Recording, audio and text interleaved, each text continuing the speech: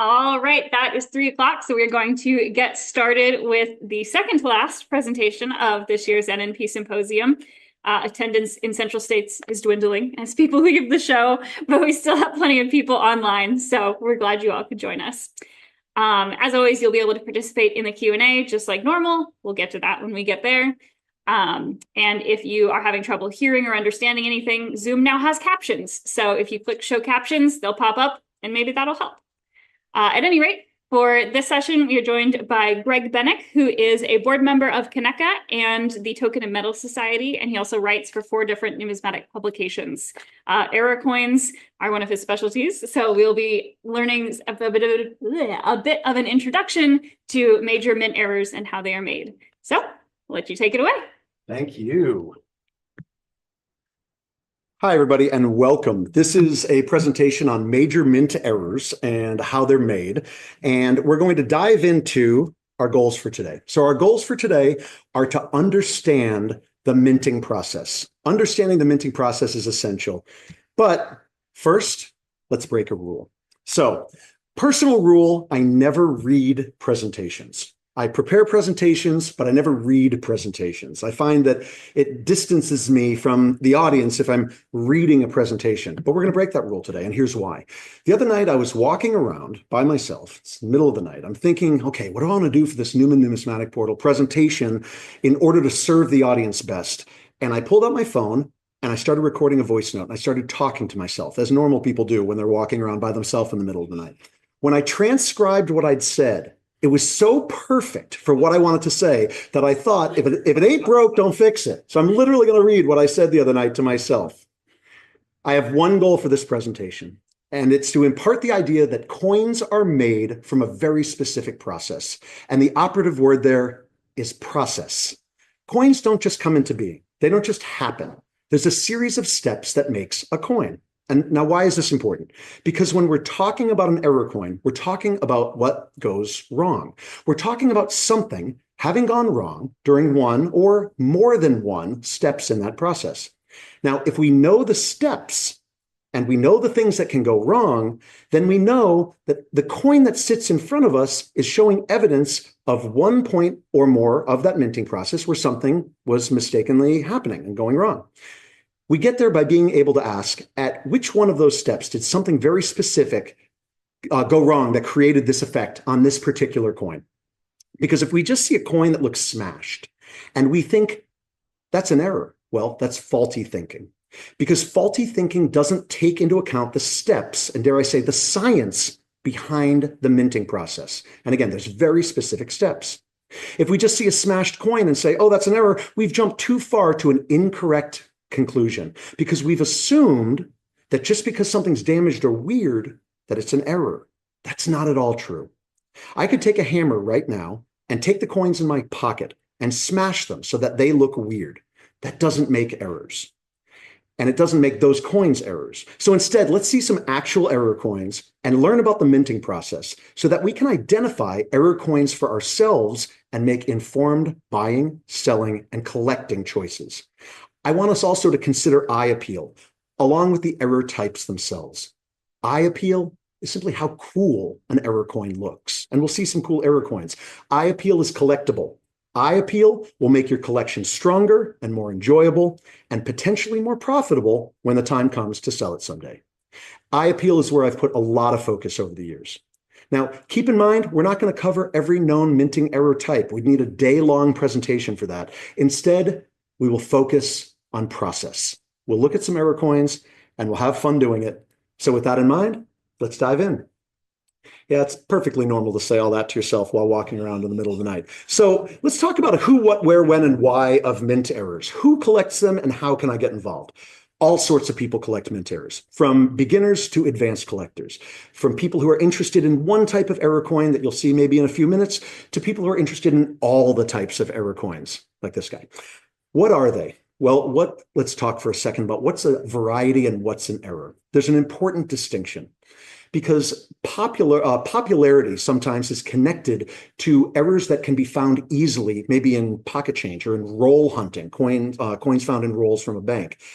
The issue is that people assume value where they don't need to. And error collecting for me isn't about value. It's about the passion. It's about the numismatic integrity in learning the minting process and the eye appeal, the fascination of the art and the mistakes in coin creation and what can go wrong along the way.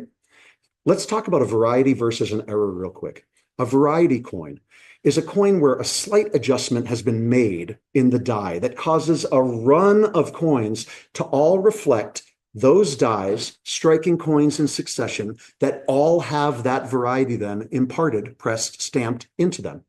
An error coin, which is really where my focus often is on a one-of-a-kind, dare I say, coin where something specific went wrong amidst the minting process once and created a coin.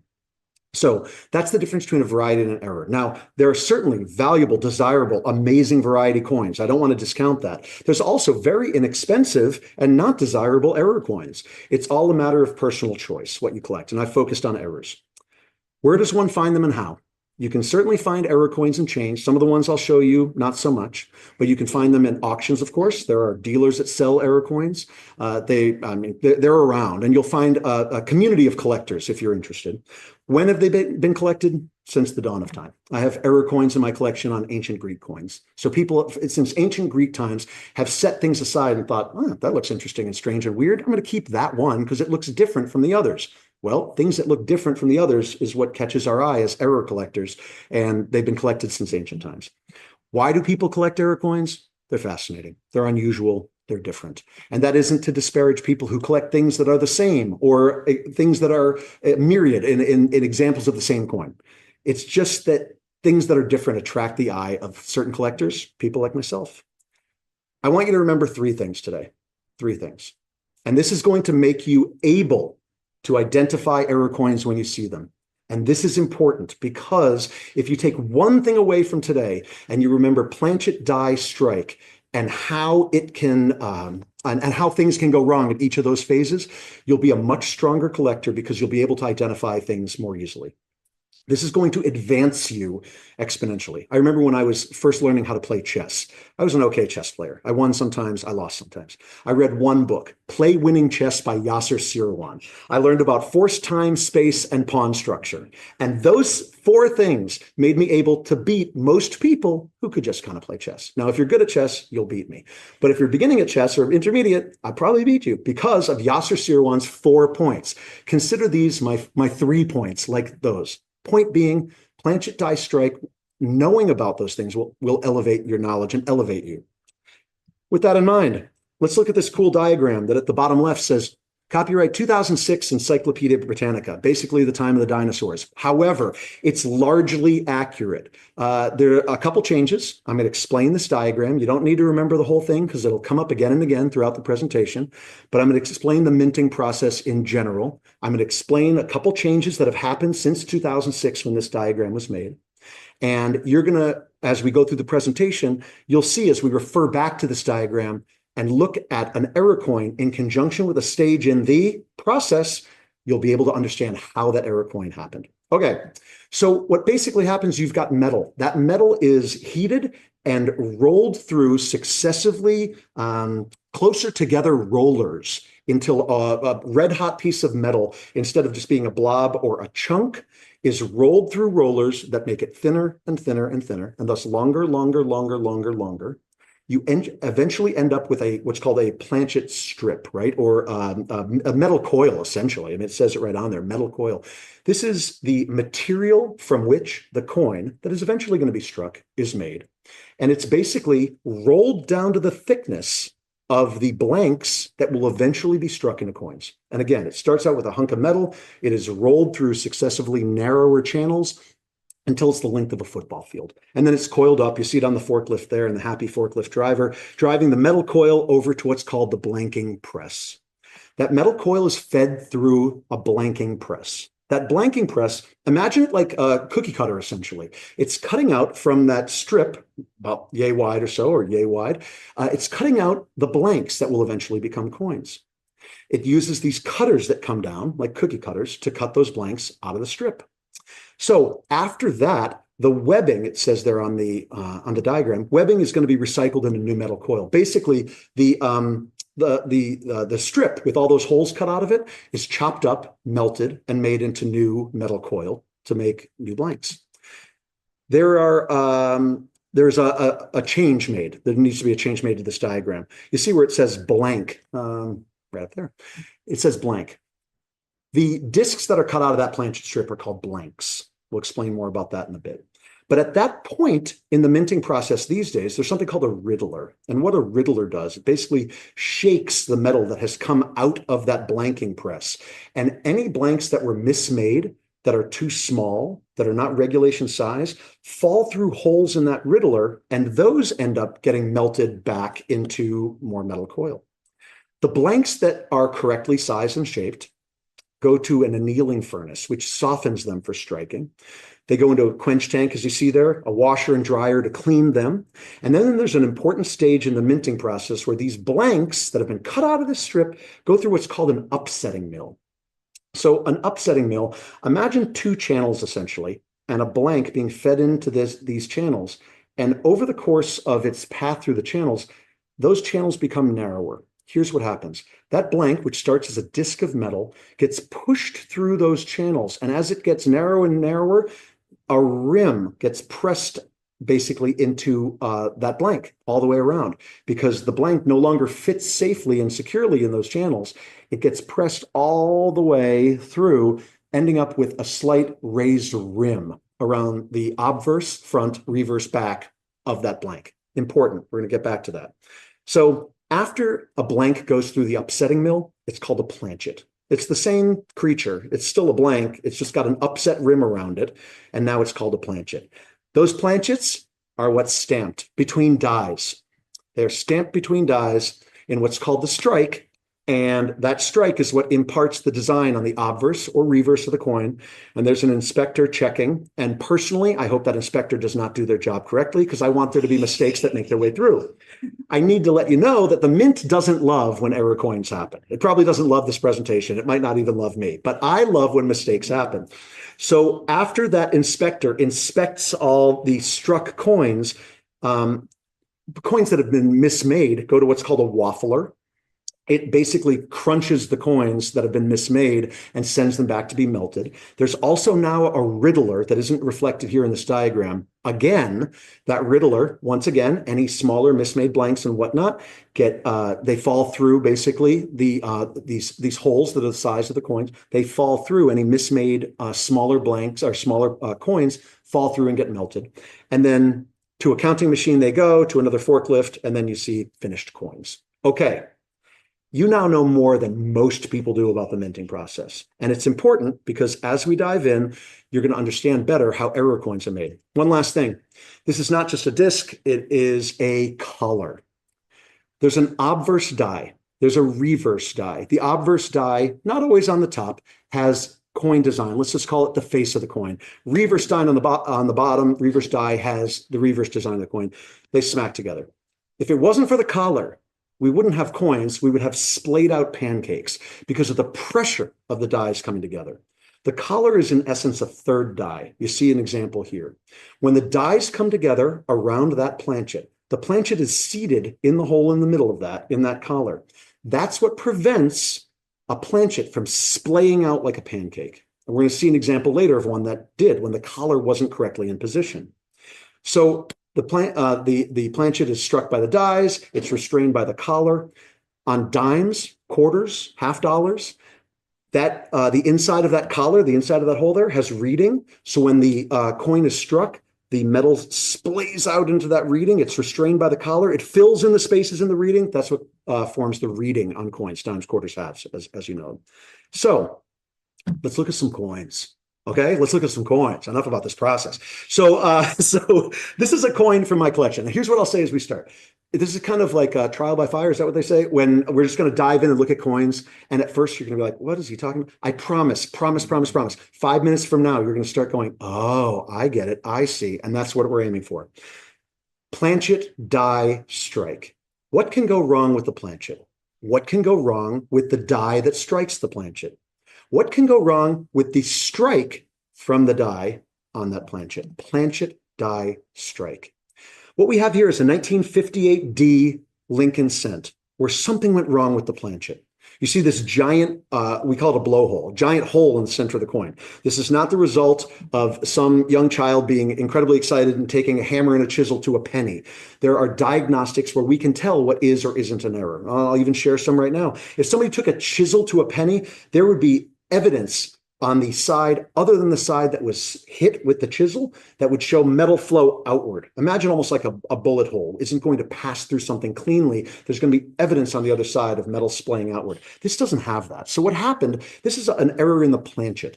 The planchet was incorrectly prepared at the point where they were rolling out the metal, and I've got the diagram here. You can see when they're rolling out that metal strip, there were impurities in the metal. I mean, we're talking chemistry, and it is science, but sometimes there's mistakes made. Sometimes there's an air bubble. Sometimes there's dirt mixed in. Sometimes there's impurities in the mix of the metal chemistry.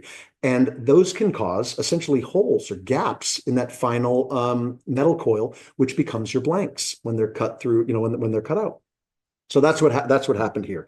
This is a 1958D cent with an example of a planchet defect, essentially, a blowhole, a defective planchet. Now you'll notice that there was nothing wrong with the die. The die was fine. There's nothing wrong with the strike. This was struck perfectly on center. So as we look at this coin, what helps you the next time you're at a coin show is thinking, okay, what happened here? Is it a problem with the planchet? Yeah, I could see how that happened. Is it a problem with the die? No. Is it a problem with the strike? No. It's going to help you, because if you look at it and you say, I can't figure out for the life of me what went wrong with the planchet, the die, or the strike, chances are good, keep your wallet in your pocket, go get educated, read some books, email me, what have you. We'll get you to a point where the next time you can identify what's in front of you, because then we can make informed choices. And when we do that, we're all happier collectors. I like happy collectors. Okay, this is a 1970s Lincoln cent with what we call, in the error hobby, a cud. A cud is an example of an error in the die.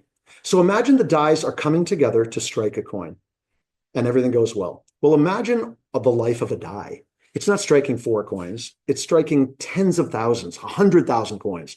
Over the life of anything, it's going to wither, get tired, and break. I mean, it happens to humans. It happens to dies. So it's not because the mint is making bad dies. It's because you're smashing metal against metal again and again and again and again and again and again and again. Eventually, pieces of the die break off. So imagine a piece of that die breaking off. Let's say my fingertips are a perfect designed die face right here, and they're coming down, they're striking 100,000 coins, and all of a sudden my index finger is a piece of that die which breaks away. There's going to be a gap here. When that die comes down to strike the next coin, there's a piece of that die that is broken away, and metal will flow up into that space where there is no longer a piece of that die because a piece of the die broke away.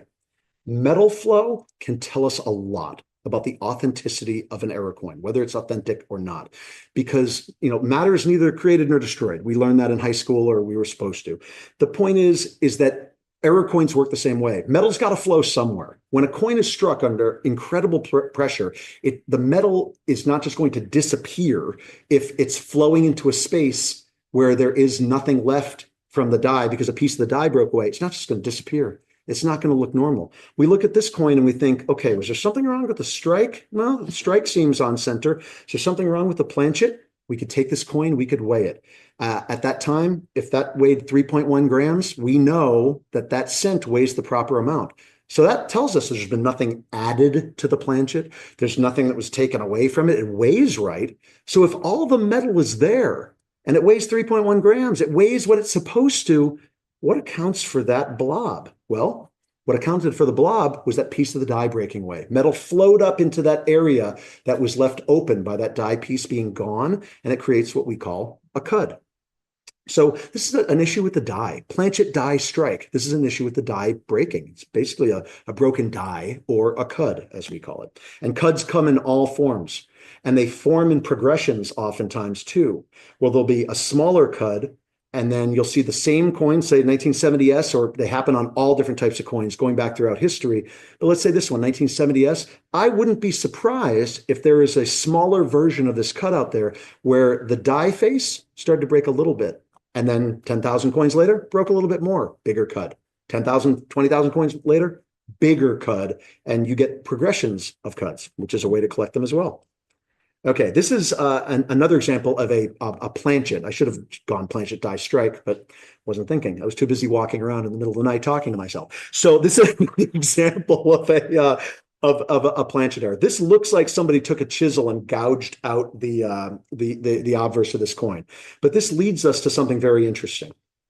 So what this leads us to is learning a little bit more about where metal flows and helping us diagnose what is or is not an error. The picture of the reverse isn't the very best picture that I've taken here, but here's something that we can see. Imagine a planchet that had a groove somehow damaged in it when a coin was struck. When that coin is struck, that groove should have been struck by the obverse die face over the RTY of liberty. Instead, there was a void there in the planchet, and the dies came together, and the RTY of liberty were basically striking air. Okay, so what does that mean for the reverse of the coin? Well, the reverse of the coin, if we look at the corresponding area, the CA of America, it's weak. Why is it weak? Metal has to flow somewhere, neither created nor destroyed. So as the dies came together on this planchet error, the dies came together and the metal that should have been fully struck up on the reverse, because the obverse strike would have pushed it into the reverse die and vice versa, there's a void there. So all of a sudden, those details from that reverse die aren't fully struck up because they float up into that void in the obverse. It's a way to help authenticate this, or at least let us know something about how it was created. So again, planchet die strike. We can think to ourselves, coin struck on center. Is there something wrong with the die? No, because if there was something wrong with the die, we just learned metal would have flowed up into that. And this is a recessed area. It must have been something wrong with the planchet before the coin was struck. So there you have it. Okay, so now we'll get into a striking error. And again, now we're at the stamping process. Remember when the planchet was, if a planchet's fine and it's struck by dies, we get a normal coin. Well, remember I talked about the planchet strip being fed into the blanking press, right? That metal coil being fed into that blanking press. There has to be a front edge to that metal coil. I mean, it's a strip of metal. There's a front edge. So this coin was very likely struck on a blank that was cut out of the very leading edge of that metal coil, that planchet strip, as it was fed into the blanking press. You can imagine it's a almost straight line across. We'll get to that too in a bit. But it's a rough edge, but it's the leading edge into that blanking press. Now, if the cutter comes down, not over actual metal, but over half a bit of metal, because the other half is not, it doesn't exist. This is the leading edge of the planchet strip as it goes through the blanking press. All of a sudden, you've got this almost there blank. It's not a complete blank. Well, that not complete blank went through the other channels of the process, the annealing, the washing, the drying. You know, it tried to go through the upsetting mill and probably didn't get much upset because there wasn't enough of a blank to push it all the way through that upsetting mill. The point is, it got struck. When it got between the dies, that collar probably came up to be around what it expected to be a full blank, and was trying to be surrounding a full blank, and it wasn't. It's very easy to see how a scrappy piece of metal would have been jostled and then struck off center. So here we have an example of a planchet issue and a striking issue. The die's fine, looks like a nickel on the obverse and the reverse to me. It's just struck off center. So the strike was the issue and the planchet was an issue, because there certainly can be multi-errors. You can have a cud and an off center and a this and a this and a this. And I should say, we're not going to get to all the error types today. I mentioned that earlier. We definitely won't. So there's a number of things that can go wrong that we won't mention. But if you know the minting process and how coins are made, you start to imagine maybe it was something at this point in the process. That can be very helpful. Okay, so this is an example of a striking error. Planchet's fine. The dies, I can only assume, were fine. What happened here is that this coin was struck twice, both strikes off center. I was actually downstairs before I gave the presentation talking about this particular coin with a friend of mine. My contention is that this is what's called a saddle strike. A saddle strike is this. it's not always just two dies that are next to each other or paired together that are striking coins. Sometimes there are two dies in a stamping press that come together, striking two coins at a time. In modern days, there's four dies that come together and strike four coins at a time. Well, what happens if a planchet is overlapping two sets of dies? It gets struck once by two sets of dies. So we're going to talk about that just for a second. What makes it called a saddle strike is it looks like a saddle. It's bowed in the middle like a saddle is. And if a coin is struck by two sets of dies at a time, again, metal has to flow somewhere. And if two dies come together and strike one planchet, you can imagine the metal's going to flow up. It's going to bow up. This is this look. Why I was talking to my friend about this is because there's a question as to whether or not the dies are this far apart or if they're typically closer together. I think they're this far apart. If somebody wants to prove me wrong, please do. We are always, always, always all learning. I don't care what stage of the process is you are or what stage of the collecting process you're in, we're always learning something new. So I'm going to say saddle strike on this one and not a double strike. I've got an answer later or a coin later that answers that a little bit more clearly. But imagine two sets of dies coming together and striking this. Planchet's fine, and it's a striking issue with that cent there. Okay. Let's get weird. So what happens if the dies come together and they strike a coin, and that coin, instead of being ejected out from the stamping press, sticks to the die? The die comes back up, a new planchet comes in between the dies into the collar, and the dies come together again. But now this die, the obverse die, is no longer just a die. It's a die with a coin stuck to it. Well, a number of things can happen. As these dies come together, the design that was on that previously struck coin can be pressed into the other. There's all sorts of errors. They're called brockages. I think I have an example coming up. Brockages, partial brockage, is when a previously struck coin is struck into another coin. But in this case, imagine if the dies come together. There's a coin stuck to that obverse die. The dies come together and they strike another coin. And instead of that coin or the previously struck one adhering to the die, if those don't get ejected, what if they stick together and the die comes back up? Now it's got two coins stuck there. I hope you're as excited about this as I am. And then all of a sudden the die comes back down. What happens if that keeps happening and coins start building up on that obverse die? You're eventually going to get something that looks like a pine cone, essentially, with just like splayed out planchet, splayed out planchet, splayed out planchet, because they haven't been struck within the collar. They're just getting splayed out as they keep getting struck in this pine cone effect. Imagine, if you will, a pine cone of struck planchets. This is a piece that broke off of that pine cone, essentially. People often will ask, how are these things possible? How do they get out of the mint? We can get to that in a little bit. This is probably not something that somebody found in change. Probably something that made its way out of the mint through, shall I say, nefarious channels. But there's actually, it's probably possible to date this based on other examples where there is date visible, but definitely an issue with the striking process. My point with this coin is to show you what can happen amidst the striking of a coin that leads to something. Like, I look at this and it's very easy to say that's a blob of metal that somebody on a camping trip found in a fire pit while they were roasting marshmallows. Yes, that's true, but the error collector, says there's something more here. Maybe this is actually an error coin or a piece of the minting process, and that's exactly what this is. So we could have told that even without it being encapsulated there in plastic. So let's dive into the next slide. An example of a planchet error. What happens again if something in the midst of the planchet or the planchet strip making process goes wrong with the chemistry? You get what's called a lamination. And a lamination is basically a peel of metal, which peels up. They can peel off. They can peel a little bit off a coin. 1957D cent, and you can see on the reverse where the metal has peeled up due to an impurity. Not in the die. Die's great. Strike's fantastic. The planchet. So it received a normal strike, but with that flap of metal already flapping up, or maybe might have flapped up afterwards. But the point is, an impurity in the metal led to that. So by now your brains are thinking. You're thinking, you know what, Greg? We know the answer already, and I can hear the resonance through the internet as you say this is an example of a striking error because of the off-center nickel strike, and this is also an example of a planchet error.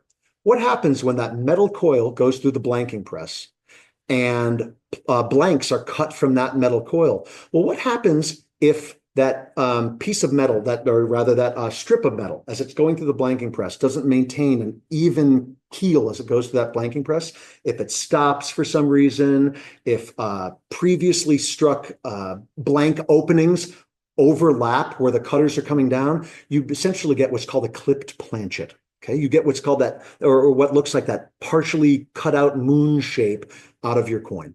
So another thing that can happen is if a perfectly struck or a perfectly cut blank flips back and lands on that metal coil and goes through a second time and is cut by those planchet cutters, if you will, you'll also get that coin that was resting up there have a cut taken out of it like a moon shape. So that happened twice here. Double clip planchet with off center, multi-error. I love it. The point is, it's a problem with the planchet. It's a problem with the strike. So the die was fine. Okay. So I mentioned brockages before. This is an example. You can see the nickel, and you can see that the nickel is wider than it should be. Remember the collar. That collar wasn't in place. And when that nickel was struck, it splayed out. Why wasn't the collar correctly in place? Why wasn't this thing seated correctly? Very likely because there was a previously struck coin resting over part of it. And when these two were struck together, it impressed part of the design of the previously struck coin into the obverse of this, but also the dies are set very specifically, meaning that the dies come together, not like smacking together, not kind of smacking together. I mean, we're talking thousandths of an inch calibration through the very talented, highly skilled, and expert professional Mint employees. What happened wasn't their fault.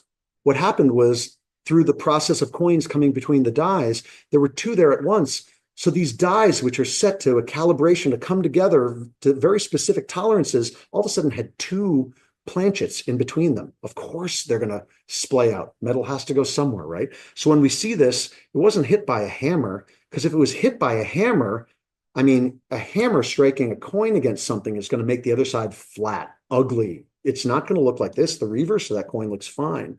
It's splayed out and broken like that because of the pressure of the strike, striking two planchets rather than one between dies, which normally are coming together to a very specific tolerance of distance when they come together.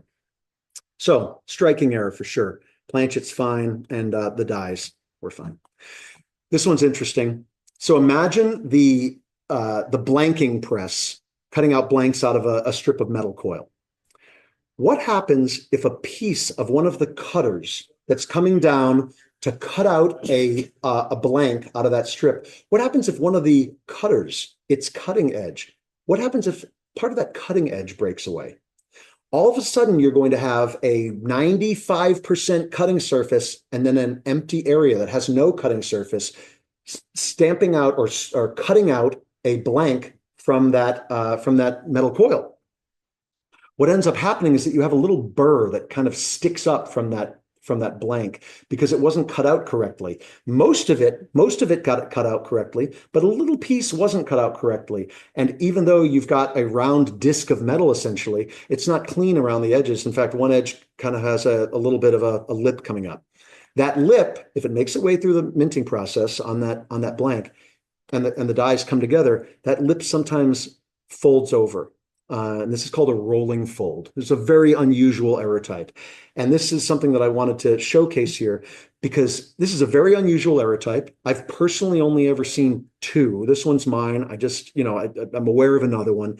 But that doesn't mean that it's extraordinarily valuable. And again, I collect coins and collect error coins, as I hope you do, at least in part. And then for me, it's large part for the passion of it, for the numismatic knowledge, for the excitement of it, not because the thing we find is rare, therefore valuable. This thing is rare, not necessarily valuable. It's just exciting and cool and teaches us something about coins in the minting process.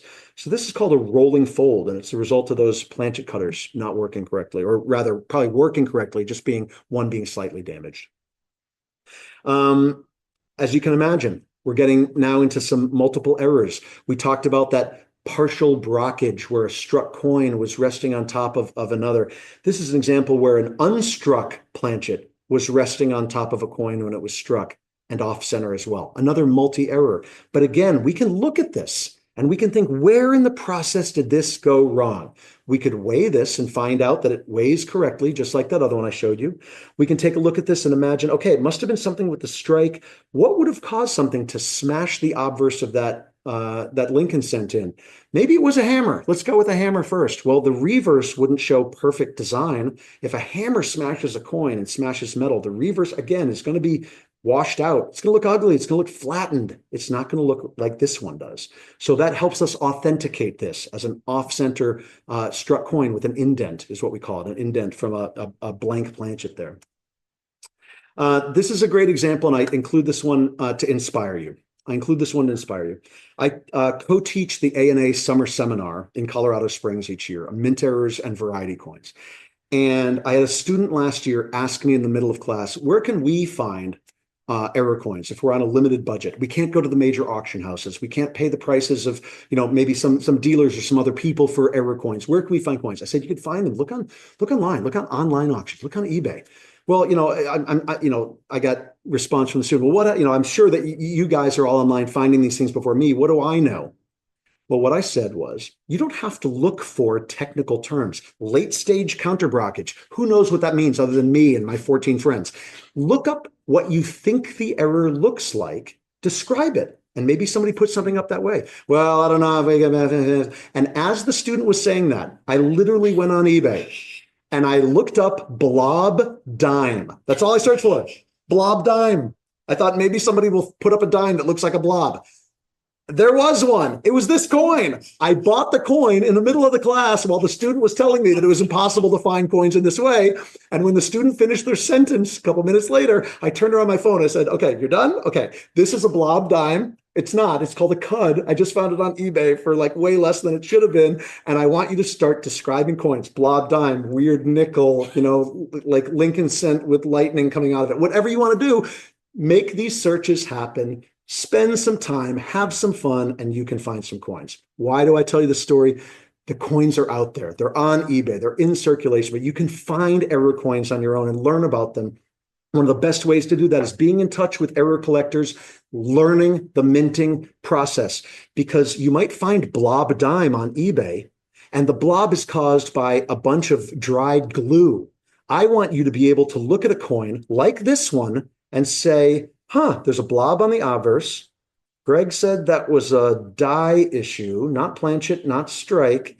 And I can authenticate this because on the reverse, on the corresponding area that corresponds to that blob, Greg said again and again and again, probably more times than he should, metal has to go somewhere. So the metal on the reverse at the end of the word dime, the M and the E of dime, that metal flowed into the area on the obverse where that cud eventually ends up because the die had broken away. So it helps us authenticate this. Find it on eBay, search blob dime. I already did. You can find the next one.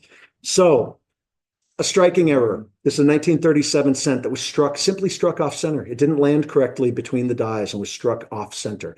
Off center coins, they're common error types, a little less common on older coins, but now you know how they're made. You know the stage in the minting process where this was made. You can say to yourself, okay, does this look like an issue with the planchet? No. Does it look like you're starting to see how you can learn what this is and what this isn't. And this was a coin that was struck off center. So this is an interesting one. This is a type we haven't seen yet. This was a problem with the cladding. Cents are made of a particular metal composition. Dimes, quarters, half dollars are made from basically sandwich layers of different types of metal. And in this one, this is called a partial clad layer missing reverse, technically, or somewhat technically. The point is that the cladding, the layer of the metal, one layer of the metal has peeled away before the coin was struck. If you weighed this, it would weigh light because it's missing a layer. That's important. Have a scale. Start weighing coins. Learn what coins weigh. Because if this coin was expertly painted by Rembrandt, it could also look like this. But Rembrandt wouldn't have been able through any form of alchemy to take weight away from the coin with the paint, if you see what I mean. You could paint a coin to look like this, but then it's going to weigh the same as a quarter. If you weigh this quarter, it's going to weigh less because, again, it's missing a clad layer. and again, we won't get into every denomination and the metal composition, but if we know how coins are made, we can imagine, something in the process of the cladding of this coin was not correct. And as a result, it resulted in this. This one, I'll just jump past essentially because we know off-center with a clip planchet. We've been there before. Been there, done that. You're an expert. Okay. This one is really interesting. You might look at this and be like, what is going on there? 1969 D, I believe, $50. When Mint employees are taking that metal coil and preparing it to have blanks cut from it, they use wire brushes with wire brush bristles in those wire brushes to scrub down the planchet strip oftentimes to make sure that there's no rusting, there's no dirt, there's nothing on it. And in doing so, they clean that planchet strip and prepare it for coins to be made.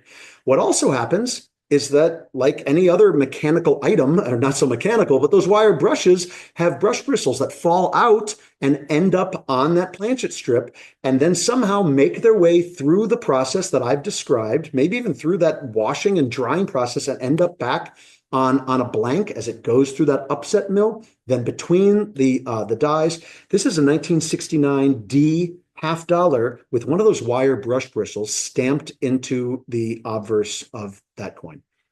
So one thing that we would do, let's say we came upon this coin in the wild, the first thing you do is you call me so I can go and buy it. The second thing we do is we talk about if you find one in the wild, I'm excited for you. What I want you to do, and this one's one from my collection, what you do is you look at it and you think, okay, did that happen after it left the mint? If it did, if somebody's hammered that into the face of this coin, the reverse of the coin would show evidence of that. I should include a photo of the reverse. Reverse is normal on this coin. The reverse would show evidence of somebody hammering something into the side. You can't just lay a coin, hammer something into the side, and not show evidence of that defect on the other side. The other side's perfect. So this happened during the strike. Again, planchet die strike. This happened during the strike where that brush bristle was embedded into the surface of the coin. So a struck through technically, but struck through a wire brush bristle. Mentioned earlier, saddle strike versus double strike. This is a pretty fascinating error coin for a couple different reasons. So I saw this at a coin show a couple years ago, and it was in a case, and it jumped out at me. Remember I mentioned eye appeal. Let's talk about eye appeal for a minute. Eye appeal, eye appeal, eye appeal. Find things that make you, if you decide to collect error coins, or if you do, get excited. Things that make you passionate about that particular coin. I saw this and I immediately realized two things. One, it wasn't a saddle strike, because I remember a saddle strike would have caused a bowing in the middle between the two strikes. This coin was struck twice. In addition, a planchet intended for a dime made its way between the dies where it was struck twice by nickel dies. Here's how this happens. When planchets are being moved around them, it looked like I was getting ready to do some 90s dance move there. When planchets are being moved around the mint, they used to be moved in giant tote bins. And these tote bins had a lip around the edge at the very bottom of the tote bin. You dump in 10,000 dime blanks into that tote bin. You dump them into the press that makes dimes. Sometimes a dime blank or any other denomination would get stuck in that little lip in the tote bin. Then later that same tote bin is used for nickel blanks, and maybe that dime gets dislodged. The nickels are dumped and getting ready to be struck into nickels, and that dime blank gets in the midst there. And this coin was with this blank was one of those and got struck by nickel dies. Eye appeal, eye appeal, eye appeal. Everyone I've shown this to says, oh my gosh, it's amazing. As soon as I saw it, I went nuts. If I had not eaten food for like 2 days and I show up and my mom is like, hey, I baked some fresh cookies. And on the other side of her, I saw this coin. I would be pushing, like tackling past my mom, cookies flying everywhere to get to this coin so I could purchase this coin. I went crazy about it. I loved it. I love this coin so much. Eye appeal. It'll make you love your collection more. You'll be happier with it. You'll be more excited to join the error collecting community and talk with other collectors about the thing you love so much. This is an example of that. 1971 D, double struck Jefferson nickel struck on a dime planchet. So I have a couple more to show you and then we'll take some questions. Remember the collar? If the collar's not in place, I said a struck coin will splay out. 1864 Indian cent that was struck without the collar in place, therefore it's splayed out. We call it a broad strike. Again, nothing wrong with the planchet, nothing wrong with the die, it's a strike. I said earlier, straight line across, for the metal coil as it goes in to get planchets cut out of it. Not exactly true. It would be very difficult for Mint employees to feed a metal coil into that blanking press if it was at an exact 90 degrees at the corners. It would just get jammed up. It would be hard to get in there. So Mint employees cut at about 120-degree angle the corners off the leading edge of that metal coil as it goes into that blanking press. That leaves the leading edge of that metal coil with 120-degree angled cuts. What happens if a planch or a blank is cut from a piece of that metal coil that has that 120-degree angle cut out of it? You get what's called a corner clip. They're exceedingly rare. There's only a handful known, and this is a pretty neat example. So a corner clip. And one of the reasons I'm showing you all these is just to let you know how many different error types are in fact available. That's exactly how that one happens. This one again, problem with the planchet before that Jefferson nickel was struck. Strike looks fine. The die was fine. There was something wrong with the planchet, and we can tell because of the way the metal flows into that error. Remember, metal's got to flow somewhere. Triple struck cent, same thing. Planchet was fine. Dies were fine. This was struck 3 times by the dies. This is a piece of that webbing, essentially. After the planchet strip, the metal coil is fed through that blanking press. There's sometimes pieces of metal left over. This is a 1980 cent that was struck on what we call a bow tie clip planchet. It's a pretty neat example because it's got a full date. Something to keep in mind. If you got an error coin with a date, sometimes more interesting. And look for errors if you have an example with a date. One that doesn't have a date, go for the one with a date. It tells us something. It tells us when the coin was made, tells us the metal composition. Personally, I think it gives us more information. This is a neat one. This is an issue not with the strike was fine. The coin on the right, the little crescent piece, is a piece of manganese that was struck by the dies and then ended up being struck into and embedded into the obverse of the coin on the left, and they made their way into a proof set. It's a proof dollar coin that was struck. There's 2 of these known. This is the only one of the 2 where that little piece was struck once first and then struck into the surface of the other coin. This one's in my collection, and it's a pretty neat thing. So even with proof coins, which are obviously they're specially made, there are errors that can happen. So be on the lookout. This probably was in a proof set and came apart. Somebody might have open a proof set, and all of a sudden their dollar turned into 2 pieces, and they thought, wow, I got ripped off, right? But actually, I want that to happen to me all day long. That'd be really great. Canadian quarter struck on a dime blank. You know how that happened. We talked about it a few minutes ago with that nickel. Liberty nickel. This is an issue with the planchet. There were impurities in the metal that when the coin was struck, caused the coin to break apart, or maybe later at some point, this coin broke apart because of impurities in the metal. Again, planchet issue. If somebody took this and bent it back and forth with, pliers in 1911 or 1910, you would see evidence all along that broken line of the metal bending. You could tell it had been tampered with. You don't see evidence of that here. That was impurities in the metal which caused it. The first error coin I ever purchased. Got to show you 2 more after this, and then we'll get to questions. First error coin I ever purchased. I was 10 years old. I was at a flea market in Connecticut with my dad, and I had been collecting errors for all of a couple months. And there was a man who sold antiquities, and in the case was this. And I looked at this Liberty nickel, and I thought that Liberty nickel, it wasn't in the slab at that point, it was raw.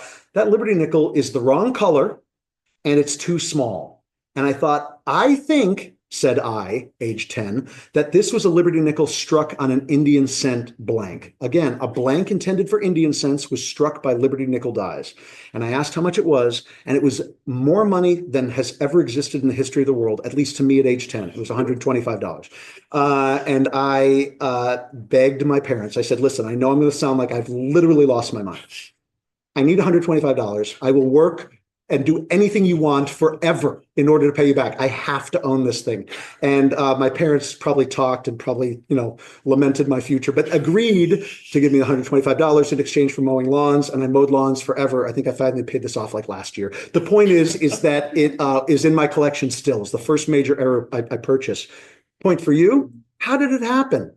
It happened not because somebody cut down a Liberty nickel. If they cut down a Liberty nickel after it left the mint, we would see evidence along the edge where the design is not evident of somebody shearing it away or sawing it away or filing it away or cutting it away. There'd be metal flowing up and down. You can't cut metal that cleanly. It just doesn't look like this. There's metal flow, if you looked at it under a glass, of the design kind of flowing off the edge of that planchet there. So that's a way to do some diagnostics. At any stage, now we're getting, this is like the last two are just off the charts, but you're not going to find this in change. If you do, I'll get you a trophy. At any stage in the minting process, we're dealing with mechanical things, with machinery. Machinery has screws in it. It has washers in it. There are, let's just say 20, don't quote me on that, 20 or so examples in US federal coinage of washers being struck as coins, meaning a washer goes through the minting process and gets struck by the dies as a coin. There are two examples in US federal coinage of coins that were struck with washers embedded into the coins. This one, and which is in my collection, and one that is a steel washer struck into a quarter. The quarter, no offense to the owner, whoever they might be, I just don't think is as visually interesting. Again, eye appeal, eye appeal, eye appeal, eye appeal, eye appeal. The color of the washer and a quarter are very similar. The color of a washer and a copper cent, very strikingly different. This has tremendous eye appeal, exceedingly rare. Very happy to own it. And the last one is going to take a bit of explanation. But this is a quick story that I'll tell to impart to you one message. You don't have to be an expert for 30 years necessarily to find something. Sometimes other people, they make mistakes. Sometimes you find something that passes through channels that you would expect mistakes wouldn't be made, and you end up with a bargain. So this was a bargain.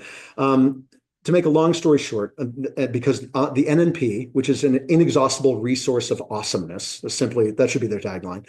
The NNP has a video on the inexhaustible resource of awesomeness, has a video of me describing this coin. So if you look up Greg Bennick mated pair, you'll certainly find it, the video of me describing this.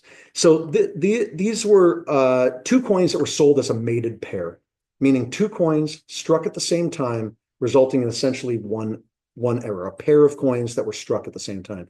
These were sold at an auction, and I'm not going to name the auction company. I'm not going to name, who slabbed them or anything. They were sold as mated pair coin 1 and coin 2. So a mated pair of shield nickels. I've been in the game a long time. I know one thing. There are no mated pairs of shield nickels. I've never seen one. I have a vast collection of old error ephemera and magazines going back to the 70s. I've never seen one advertised. So I thought, that's interesting. But then I started taking a closer look and I thought, wow, it really does look like this coin 2. If you look at the right image, at the top edge, 12 o'clock, you see a bit of the dentals, up at the top there in the design. If this was simply mated pair coin 1 and coin 2, let's dive into this just for a second. If they were the exact same size planchets between the die, and they were struck at the same time, on center, with the collar in perfect position, how could it be that there wouldn't be metal flowing outward somehow? Because we saw in an earlier example that if you have two planchets between the dies, they're going to splay out. The dies are set to a specific tolerance. I started thinking, like, what if one of the planchets was smaller than the other? And as it turns out, that's just an example of them fitting together. As it turns out, I was right. One of those blanks was a blank for a 3-cent nickel coin, would have been a 3-cent nickel, and the other was a blank for a shield nickel. And they were struck together at the same time, with the smaller 3-cent blank struck into the other. And one of my friends at Konica called it the cherry pick of the century. And I smile as I say that because I kind of agree. It was really, really neat. They're out there. Mistakes are out there, both in coin form and waiting for you to find. And you could find them in change. You could find them in auction houses. You can find them from reputable coin dealers.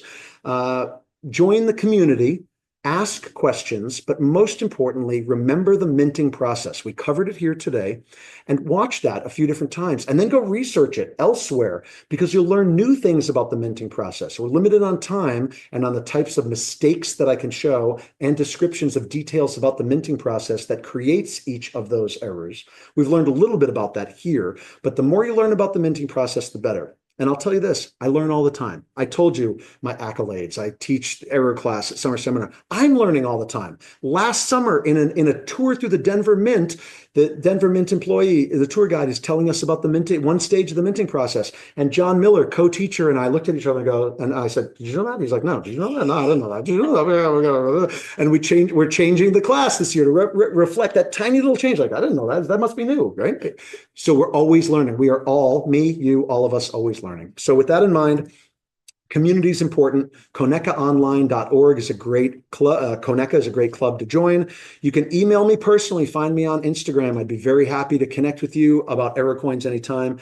And I want to thank the Newman Numismatic Portal for having me here at the symposium. And if anyone has any questions, I would absolutely love to take them.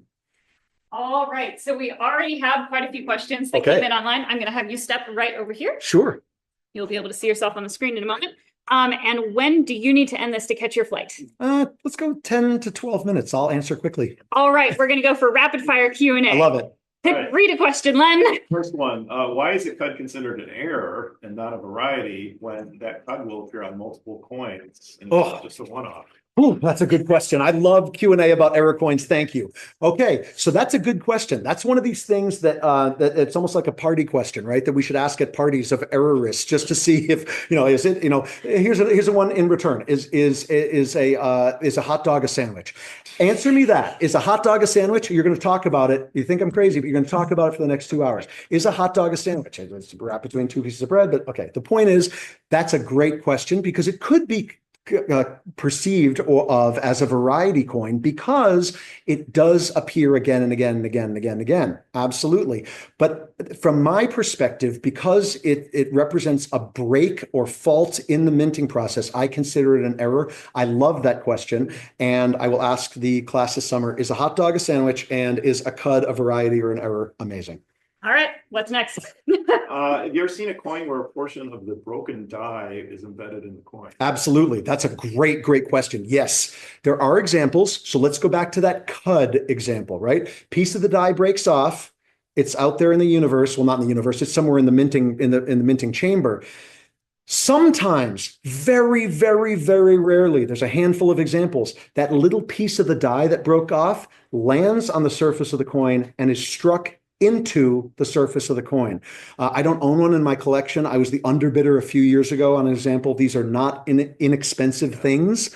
It does happen. So the answer is yes. Research that. I'm not trying to turn it around on you, dear viewer, but research that. You will find examples. Yes, there are examples on proof. There's a proof $50. There's definitely a Lincoln cent with a piece of steel embedded, at least one. Yeah, they're out there. What's next? All right, next one. I don't remember exactly which coin he's referring to, but he says, could the nickel blank have been on either the leading or trailing edge of the strip? Yeah, great question. Yeah, I love that. Okay, so as the planchet strips going through the planchet cutters, as the case may be, if it's on the leading edge, yes. If it's on the trailing edge, yes, because both ends are that almost 90-degree straight-ish kind of ragged looking. They have that look to them, right? So it could have been on the leading edge or the trailing edge. Okay. Here's a loaded question. How efficient is the inspection station at the end of the minting process? The inspection station is really efficient. I mean, think about it. How many coins does the mint strike? In fact, I don't know, but it's probably a calculable number. How many coins has the mint struck in the history of U.S. federal coinage? I mean, how many stars are in the sky? I have no idea what the number is, but thankfully, due to mint records, more or less, minus a few years, few denominations, we can tell, right? So out of that astronomical number of coins that were struck, the number of errors out there is relatively infinitesimally small in proportion. Like, and we were talking 0.0000, well, I don't even know, percent of coins struck correctly are now error coins. So the efficiency is actually quite good, right? It's not that the mint are just bumbling oafs and they're making mistakes right and left. They're actually doing it right all the time, except for every once in a while, which are the coins that I like to collect and that errorists, as I might say, collect. Ready? Next one, how many cuts typically happen before the inspectors stop the press? And do the inspectors then go through the bin and pick out all the cuts? Well, it's not that I don't know the answer to that. It's more that I'm just going to. No, I'm not exactly sure. That's a great question. Here's one thing that's true: is that that coins are inspected regularly as part of the quality control process at the mint. Coins are inspected regularly, and the reason that they are is to make sure that, say, like take the instance of a double die, 1955 double die. I'm just throwing this example out there. Dies are striking coins with a double die. If somebody wasn't checking coins every once in a while, thousands and thousands and thousands of these things might get through. Check coins every once in a while and go, whoa, whoa, whoa, stop the presses. Wow, that's actually a funny joke. Stop the presses. There's something wrong in with the dies, or there's something wrong with, say a cud, for example. So quite a few might get through, but they certainly then will destroy the run of those coins. They might destroy the last hour. They might destroy the bin. They might destroy the day's worth of coins. That's a really good question. I don't know exactly how many, but it all depends on how frequently they're being checked. Certainly, the mint doesn't want broken dies striking coins because it represents, the quality that they're trying to put out in the world. Next one, how do you suggest people go to eBay and buy coins, not knowing the error or potential value, and not get taken and end up overpaying? For sure. Yeah. I mean, well, here's the thing. There's that adage in coin collecting: buy the book before you buy the coin. And what that means is, like, let's say, for example, I want to collect 20-cent pieces. I was having conversations earlier today about US 20-cent pieces. I know almost nothing about US 20-cent pieces. I'm not about to go out and start buying them. And it's not because they're slightly more expensive numismatic items. I just don't know. What I should do is buy any book I can on 20-cent pieces. I should read about them. I should talk to 20-cent piece collectors. I should ask them questions like, I know nothing. How can I start? Same is true with errors. Get in touch. And this isn't just a pitch to join Coneca, but as you read a magazine like ErrorScope, as you talk to error collectors, as you learn more about the minting process, you're going to be more informed. Do we make mistakes? We all make mistakes. I mean, literally, we all make mistakes. I've bought coins that I thought were real, that are authentic, that turned out to be not genuine mint products. We will all do it. Just try to limit your losses. And in fact, really limit your losses through education. I might have mentioned the numismatic portal, an inexhaustible resource of awesome. You can start there by really diving into anything related to errors. And there's certainly material there. There's a lot of material out there to read, educate yourself. Take way more time to educate yourself instead of using that time up front to buy coins. Education first, buy later. It's going to take some patience and the mind of a ninja at times, especially if you see something you really think is cool. That thing you see that is cool might not be a mint error coin. So educate yourself first, buy later. All right, it is 4 o'clock. Are you good, or do you need to get your flight? Let's do it. Let's do a couple more. All right, let's go. I don't know what you're going to do with this, but they ask, might collecting error coins be the modern equivalent of unicorn hunting?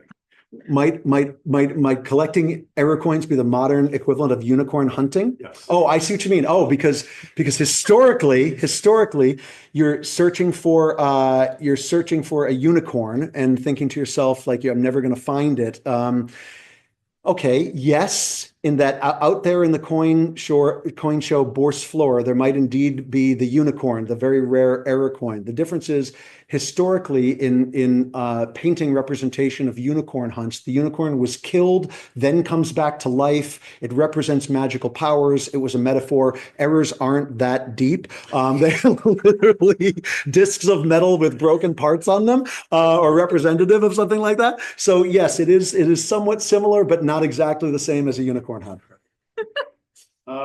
Next one, on a straight clip, is there a way to tell if it's from the leading edge or from the trailing edge? That's okay. So in a straight clip, is there a way to tell leading edge, trailing edge? A few minutes ago, when I was answering that question about could it be from the leading edge or the trailing edge, I thought to myself, I wonder if there's a way to tell between the leading edge and the trailing edge. So that question spurred the same question in me. I would have asked myself that if I was sitting at home watching me on the internet right now.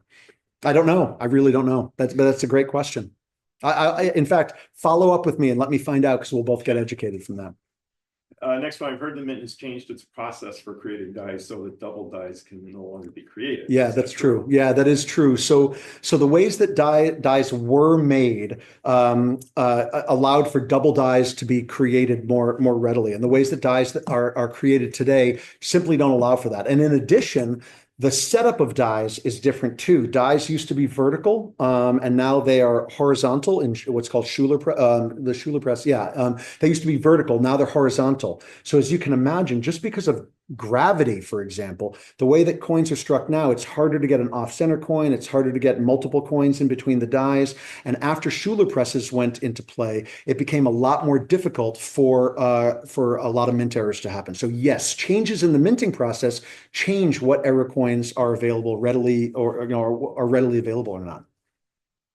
Right. I know, I love this. It's great. We've still got at least a couple Yeah, more. that's okay. Is the plaid book going to be updated? Oh, is the plaid book going to be updated? So I love this question because I mentioned that I have this vast collection of ephemera and publications going back to the dawn of time in the error hobby, which is not like the 1700s. People have been collecting these things, but errors as a hobby didn't really kick off until the 1950s into the 1960s. By the 1970s, there were lots of people collecting error coins, and there were people putting out their own catalogs, these almost like chapbooks, like just individually printed, catalogs and magazines. And there were tons of error clubs and publications and blah, blah, blah, blah. The plaid book was an error coin book that was put out a bunch of decades ago at this point, which is pretty comprehensive. It does need to be updated. I don't know of any plans to do that. I don't know who owns the rights to that at this point. One of the authors has retired. One is now deceased. I'm not sure where the rights would go, but maybe someone will update that at some point. Maybe that someone is me or my friends or somebody, it might be. It needs an update, not because it's not factual, but because some of the changes in the minting process that I described could be in there, and that would help inform different types of error coins that are more modern than that printing. Next one, this is kind of what we were talking about beforehand. Do you think proof wrong planchet coins are errors or deliberately manufactured for profit? Awesome question. So let's dive into this. This is a controversial thing, but it's okay. So proof coins are specially prepared. Specially prepared planchets are struck by specially prepared dies, handled essentially with gloves until they're placed into mint sets and brought out of the mint. The idea that an error coin, a dramatic off metal, meaning a planchet intended for one pair of dies, struck by another pair of dies, or double struck, triple struck, the die cap I described before, the pine cone situation. The idea that they would happen on proof coins is kind of hard to fathom. Makes sense, right? So let's go back to the early 1970s. In the early 1970s at the San Francisco Mint employees realized that the forklifts, which I showed you in the minting process diagram before, that the forklifts were being serviced not in the mint when they needed an oil change or whatever a forklift needs, they were being serviced outside the mint. So mint employees at the time, not all of them, a few unscrupulous ones, decided to play around with proof dies and planchets, and they struck fantastical mint errors that were put into the oil pan of forklifts, because the oil in the oil pan of a forklift has been driving around a while. I'm not a forklift driver, but I can only imagine that the oil is dark and you can't really see to the bottom of the oil pan. Put a proof error gently in there, it's covered in oil. Those forklifts were being serviced off-site, where a Confederate would take the oil pan out, gently dump out the oil, take out the proof errors, wash them off, new oil in, forklift back, business as usual goes on, except now there's these errors. So when you see fantastical errors, these left the mint through unscrupulous channels, I guess you'd say. In my personal opinion, they're still desirable because they're really cool. They're really interesting. And when I look at a fantastical error coin, a double struck Ike dollar, a double struck proof $50 of some kind, or what have you, I look at a proof error and I think, wow, that tells us so much about the minting process. And there's still learning opportunities there. So I get really excited about proof errors, and they're fewer and further between, especially when they're beyond the normal diameter of a coin than you think. They're pretty hard to find. The proof example that I showed you from my collection with that manganese curved piece struck into the coin probably made it out in a mint set. Some others did not. Personally, I don't think it makes them less desirable. It's what we call mint sport. I don't want it to happen all the time. And I leave that up to the purchaser and the collector to decide if that's desirable because of what it tells us about the minting process, or undesirable because it wasn't made and got out of the mint through normal channels. All right. I think that might be it. Do we have any more? That was it. I'm so happy. All right. Amazing. Thank you so much for having me. And thank you all for watching. All right. Thank you so much Thank you. for staying to present. I hope you Absolutely. catch your flight. I certainly will. Thank you. Otherwise, we'll be back very shortly with our final presentation starting at 4:30 with Mike Nodelman speaking about how to judge the reliability of different numismatic media sources. So I hope you'll join us for that one. Otherwise, thank you all so much for joining, and there's just one more left. Thank you.